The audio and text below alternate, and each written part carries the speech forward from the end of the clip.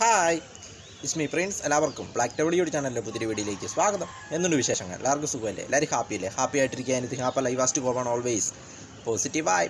അപ്പോൾ നമ്മളിന്ന് നോക്കുന്നത് ഹിമാചൽ പ്രദേശ് സ്പെഷ്യാലിറ്റീസ്, ഹിമാചൽ പ്രദേശിൻ്റെ പ്രത്യേകതകൾ. അപ്പോൾ അതിനെക്കുറിച്ചാണ് നമ്മൾ നോക്കുന്നത്. ഹിമാചൽ പ്രദേശ് അല്ലെങ്കിൽ മഞ്ഞ് മൂടിയ മലനിരകളുടെ നാട് എന്നാണ് ഹിമാചൽ പ്രദേശ് അറിയപ്പെടുന്നത്. ദേവഭൂമി എന്നാണ് ഹിമാചൽ പ്രദേശ് അറിയപ്പെടുന്നത്. ഹിമാചൽ പ്രദേശിന് ആ പേര് ലഭിക്കാൻ തന്നെ കാരണം മഞ്ഞ് മൂടിയ മലനിരകളുടെ നാട്, അങ്ങനെയൊരു സവിശേഷത ഉള്ളത് കൊണ്ടാണ് ഹിമാചൽ പ്രദേശ് എന്നുള്ള പേര് ലഭിക്കുവാൻ തന്നെ കാരണം. ദേവഭൂമി എന്നാണ് ഇത് അറിയപ്പെടുന്നത്. ഇന്ത്യയുടെ വടക്ക് ഭാഗത്ത് സ്ഥിതി ചെയ്യുന്ന സംസ്ഥാനം, പടിഞ്ഞാറ് ഹിമാലയത്തിൽ സ്ഥിതി ചെയ്യുന്ന പർവ്വത സംസ്ഥാനങ്ങളിലൊന്ന്. അങ്ങനെ നിരവധി പ്രത്യേകതകളുള്ളൊരു സംസ്ഥാനമാണ് ഹിമാചൽ പ്രദേശ് എന്നത്. ക്യാപിറ്റൽ ഷിംല. ഹിമാചൽ പ്രദേശിൻ്റെ ഏറ്റവും വലിയ നഗരവും ഷിംലയാണ്.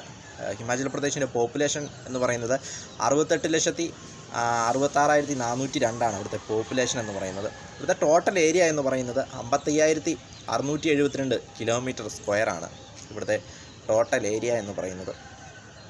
ചരിത്രം നോക്കുമ്പോൾ BC 2250-നും 1750-നും ഇടയിലുണ്ടായിരുന്ന സിന്ധു നദീതട സംസ്കാരത്തിൽപ്പെട്ട ആളുകൾ ഇവിടെ വസിച്ചിരുന്നതായിട്ട് ചരിത്രത്തിൽ പറയുന്നുണ്ട്.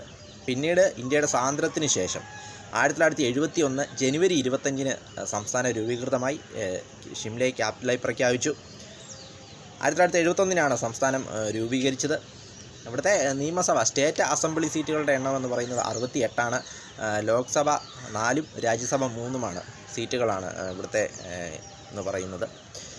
ഹിമാചൽ പ്രദേശ് ടൂറിസ്റ്റുകളെ വളരെയധികം ആകർഷിക്കുന്ന സംസ്ഥാനങ്ങളിലൊന്നാണ് ഹിമാചൽ പ്രദേശ്. കാരണം ആ മഞ്ഞു മൂടിയ ആ ഭൂപ്രകൃതിയും നദീതടങ്ങളുമൊക്കെ ടൂറിസ്റ്റുകളെ വളരെയധികം ആകർഷിക്കുന്നു എന്ന് തന്നെ പറയാം.